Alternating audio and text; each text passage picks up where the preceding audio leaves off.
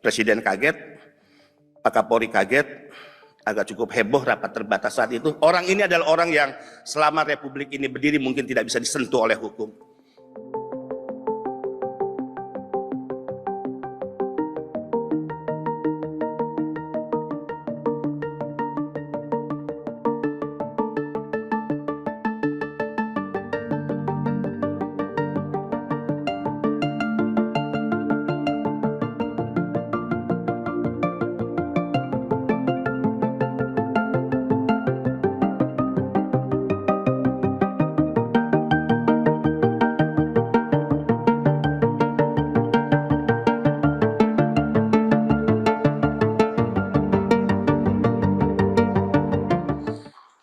Bahkan ada tren baru saya ingin laporkan kepada Pak Saleh.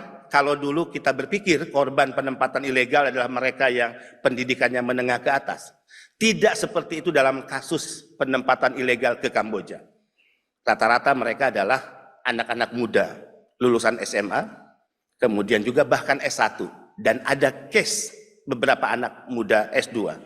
Dan dari Sumatera Utara juga tidak sedikit yang menjadi korban.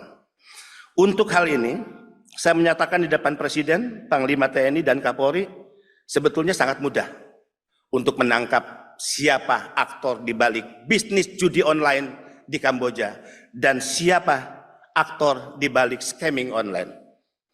Saya cukup menyebut inisialnya T aja paling depan lah.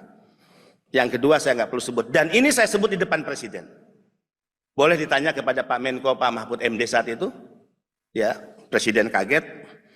Pak Kapolri kaget, agak cukup heboh rapat terbatas saat itu. Orang ini adalah orang yang selama Republik ini berdiri mungkin tidak bisa disentuh oleh hukum. Mohon maaf dengan segala hormat. Saatnya negara mengambil tindakan tegas, tidak hanya menyeret para calo, kaki tangan, tapi mampu hukum menyentuh para bandar, para tekong, mereka yang kita kategorikan sebagai penjahat, penjual anak bangsa yang selama ini mengambil keuntungan dan pesta pora dari bisnis haram perdagangan manusia. Mudah-mudahan kerjasama dengan pemerintah daerah, kementerian lembaga terus diperkuat. Undang-Undang 18 2017 yang pemikirannya dilahirkan oleh Pak Saleh dan teman-teman, kita harus berani mengatakan ini undang-undang yang sangat progresif bahkan revolusioner. Pembagian tugas kewenangan sudah nyata ditegaskan oleh undang-undang. Di pasal 39 menjadi tanggung jawab pemerintah pusat, BP2MI, Kemnaker dan Kemlu. Di pasal 40 tanggung jawab pemerintah provinsi, ada 9 tanggung jawab di dalamnya. Di pasal 41 ada tanggung jawab pemerintah kabupaten kota, ada 11 tanggung jawab di dalamnya. Dan di pasal 42 ada 5 tanggung jawab pemerintah.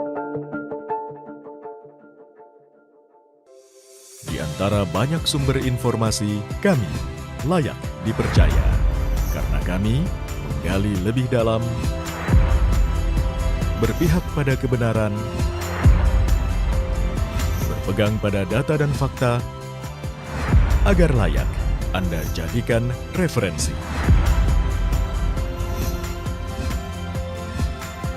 Kompas TV, independen, terpercaya.